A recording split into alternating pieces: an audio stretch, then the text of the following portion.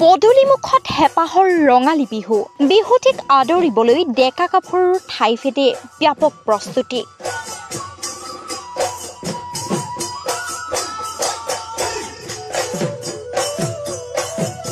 ৰাজ্যৰ বিভিন্ন প্ৰান্তৰ লগতে ব্যতিক্ৰম নহয় ওদালগুৰিও। দক্ষিণ টংলা আঞ্চলিক যুৱ মঞ্চৰ উদ্যোগত ৭দিনীয়া বিহু প্ৰশিক্ষণ কৰ্মশালাৰ আয়োজন কৰা হৈছে। উক্ত কৰ্মশালাত দিব্যাশ্ৰী ডেকাই প্ৰশিক্ষক হিচাপে অংশগ্ৰহণ কৰে।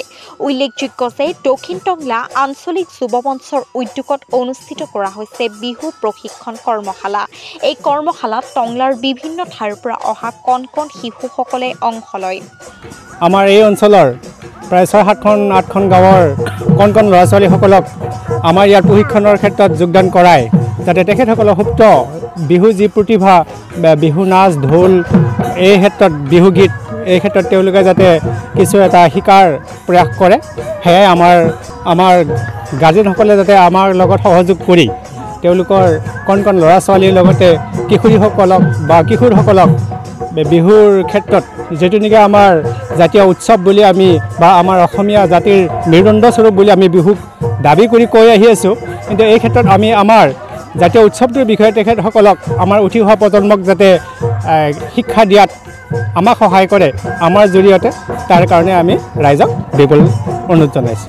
এই অনুষ্ঠানটো আমাৰ এতিয়া ওদালগুৰি জিলাৰ টংলাৰ পৰা দক্ষিণে প্ৰায় ৫ কিলোমিটাৰ দক্ষিণে মৌগাঁও নামৰ এই মৌগাঁও মিলন হাইস্কুলৰ খেলপথাৰত অনুষ্ঠিত হৈ আছে। আমাৰ যি এই অঞ্চল মৌগাঁও অঞ্চলত একেবাৰে আমি এই বৃহত্তৰ অঞ্চলটো টংলাৰ পৰা আমি ধৰ ৬-৭ কিলোমিটাৰ দূৰত্বত আমাৰ এই ঠাইখিনি, কিন্তু আমাৰ বিহুৰ ক্ষেত্ৰত বহুত পিছপৰা বুলি ক'লেও ভুল নহয়। আৰু সেইকাৰণে আমি যোৱা বছৰৰ পৰা আমাৰ টংলা কুকুৰা কাটাৰ পৰা এইফালে পচকীয়া হাতীবান্ধা এনেকৈ আমি যুৱচামে লগ হৈ কেনে দক্ষিণ টংলা আঞ্চলিক যুৱ মঞ্চ নামেৰে এখন মঞ্চ গঠন কৰিছিলোঁ। জাগিৰোডতো কঙালীক আদৰাৰ ব্যাপক প্ৰস্তুতি। বাপুতি সাহোন ৰঙালী বিহুলৈ মাজত মাথো কেইটামান দিন। হেঁপাহৰ ৰঙালী বিহুটিক আদৰিবলৈ সাজু হৈছে ৰাজ্যবাসী। সমগ্ৰ ৰাজ্যৰ লগতে জাগিৰোডতো চলিছে ৰঙালীক আদৰাৰ ব্যাপক প্ৰস্তুতি। বহাগ বিহুৰ প্ৰাক্ষণত সদৌ জাগিৰোড ৰঙালী বিহু সন্মিলন, জাগিৰোড উচ্চতৰ মাধ্যমিক বিদ্যালয় আৰু জাগিৰোড আঞ্চলিক ছাত্ৰ সন্থাৰ উদ্যোগত আয়োজন কৰা হৈছে বিহু নাচ আৰু বিহু বাদ্যৰ আখৰা। নৱপ্ৰজন্মই যাতে বিহুক শুদ্ধ ৰূপত পৰিৱেশন কৰিব পাৰে তাৰ প্ৰতি লক্ষ্য ৰাখি আয়োজন কৰা হৈছে ৭দিনীয়াকৈ আখৰাৰ। এই আখৰাত কণ কণ শিশুৰ লগতে শতাধিক ছাত্ৰ ছাত্ৰীয়ে অংশ লৈছে।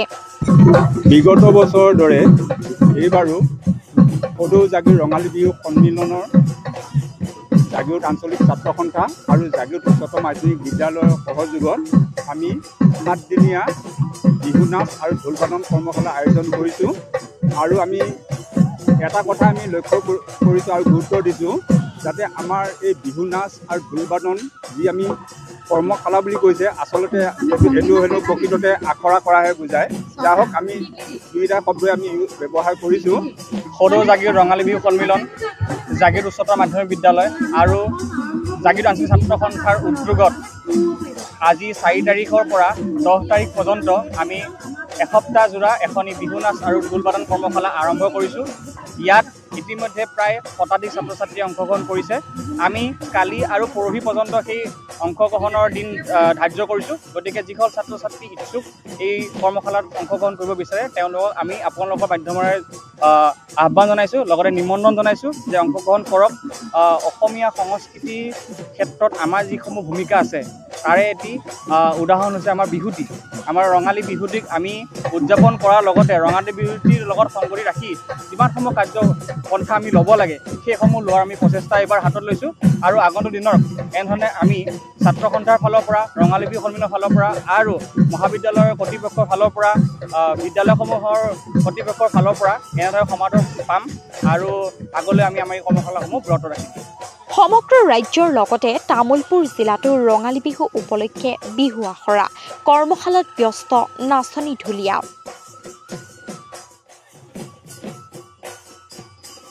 তামুলপুৰ জিলাৰ বিভিন্ন প্ৰান্তৰ লগতে জিলা সদৰৰ তামুলপুৰ আঞ্চলিক ছাত্ৰ সন্থাৰ উদ্যোগত চলিছে বিহুৰ কৰ্মশালা।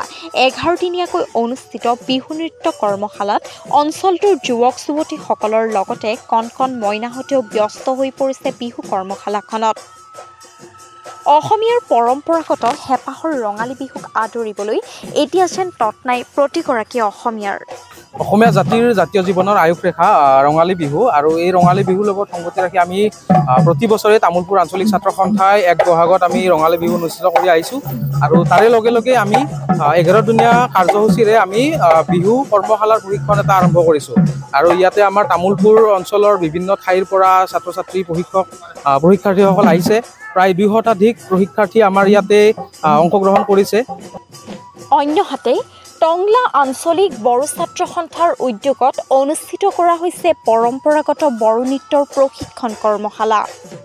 চমুৱাপাৰা হাইস্কুলৰ বাকৰি 3 এপ্ৰিলৰ পৰা 14 এপ্ৰিললৈকে চলিব লগা কৰ্মশালাত 2গৰাকী প্ৰশিক্ষক নিয়োজিত কৰিছে উদ্যোক্তাই। কৰ্মশালাত টংলাৰ বিভিন্ন ঠাইৰ পৰা অহা কণ কণ শিশুসকলৰ উপৰিও উঠি অহা প্ৰজন্মৰ বহুতো যুৱক যুৱতীয়ে অংশগ্ৰহণ কৰিছে।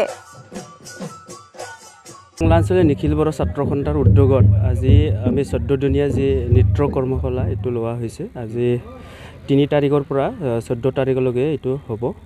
আৰু বহুতখিনি টংলা অঞ্চলৰ বসবাস কৰা আমাৰ বড়ো সম্প্ৰদায়ৰ যি ইউথছ তেখেতসকলে ইয়াত আগভাগ লৈছে। আৰু নিশ্চয় আমি আশা কৰিছোঁ তেখেতসকলে যাতে উজ্জ্বল ভৱিষ্যতৰ কাৰণে আৰু নিজৰ জাতিৰ যি কালচাৰৰ কাৰণে ভাল এটা কাম হ'ব বুলি মই কৰিছোঁ।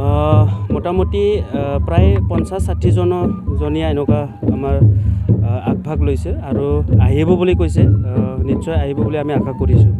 আমাৰ 2জনীয়া প্ৰশিক্ষক আছে, খৈৰাবাৰীৰ পৰা এজন আৰু আনজন হৈছে গোৰেশ্বৰৰ পৰা। আমি 2জন প্ৰশিক্ষক তেখেতসকলে আহি থাকে। 3 তাৰিখৰ পৰা 14 তাৰিখলৈকে তেখেতসকলে আহিব।